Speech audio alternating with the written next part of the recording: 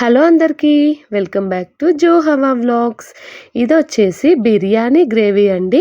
ఇది మనం బగారాలోకి లేదంటే వెజిటేబుల్ బిర్యానీ చేసుకుంటాం కదా, దాంట్లోకి అయితే చాలా బాగుంటుంది. ఇంకెవరైనా నాన్ వెజ్ తినని వాళ్ళు ఉంటారు కదా, వాళ్ళకు కూడా ఇది బాగా నచ్చుతుంది. నేను ఎట్లా చేసిన అనేది అయితే మీకు చూపిస్తా, వీడియో మొత్తం చూసేయండి.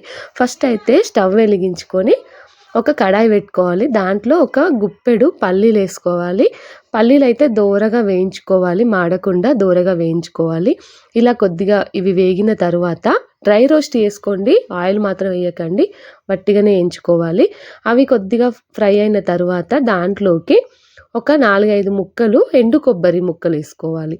వాటిని కూడా కొద్దిగా ఫ్రై చేసుకోవాలి. ఆ తర్వాత దీంట్లోకి ఒక 2 చెంచాల నువ్వులు కూడా వేసుకోవాలి. నువ్వుల్ని కూడా కొద్దిగా దోరగా వేయించుకోవాలి. ఇదిగోండి, ఒక 2 చెంచాల నువ్వులు వేసుకోండి. ఇవన్నీ కొద్దిగానే వేసుకోండి, ఎందుకంటే గ్రేవీ ఎక్కువ అవుతుంది. అందుకని తక్కువ వేసుకొని అయితే చేసుకోండి, అప్పుడే బాగుంటుంది. ఇట్లా కొద్దిగా ఫ్రై అయిన తర్వాత బంద్ చేస్తామనే ముందు ఒక చిన్న ఉల్లిపాయను కూడా కట్ చేసుకొని ఇందులో వేసుకొని అలా కలుపుకొని స్టవ్ ఆఫ్ చేసేయండి, అంతే. స్టవ్ ఆఫ్ చేసుకొని ఇది పూర్తిగా చల్లారిన తర్వాతనైతే కొద్దిగా వాటర్ వేసుకొని దీన్ని మంచిగా ఫైన్ పేస్ట్ లాగా చేసుకోవాలి, మిక్సీ పట్టుకోవాలి. ఇదిగోండి, ఇట్లా మిక్సీ పట్టిన తర్వాత దీన్ని పక్కన పెట్టుకొని ఇంకా పోపుకి స్టార్ట్ చేద్దాము. అదే కడాయిలో మళ్ళీ కొద్దిగా ఆయిల్ వేసుకున్నా. ఇదైతే చాలా బాగుంటుందండి. మనం కూడా ఎప్పుడైనా నాన్ వెజ్ తినని రోజుల్లో బగారా చేసుకొని దానికి ఇలా గ్రేవీ చేసుకొని తినండి, సూపర్గా ఉంటుంది. కొద్దిగా నూనె వేడైన తర్వాతనైతే దీంట్లోకి ఒక చెంచాడు ఆవాలు వేసుకోవాలి. ఒక చెంచా ఆవాలు వేసుకొని ఒక హాఫ్ చెంచాడు జీలకర్ర వేసుకోవాలి. తర్వాత ఒక 2 ఎండుమిర్చీలని కట్ చేసుకొని 2 ముక్కలు చేసుకొని వాటిని కూడా వేసుకోవాలి. ఇంకా కొద్దిగా శనగపప్పు, కొద్దిగా మినప్పప్పు, వీటిని కూడా ఇందులో వేసుకొని ఇవి కొద్దిగా ఫ్రై చేయాలి.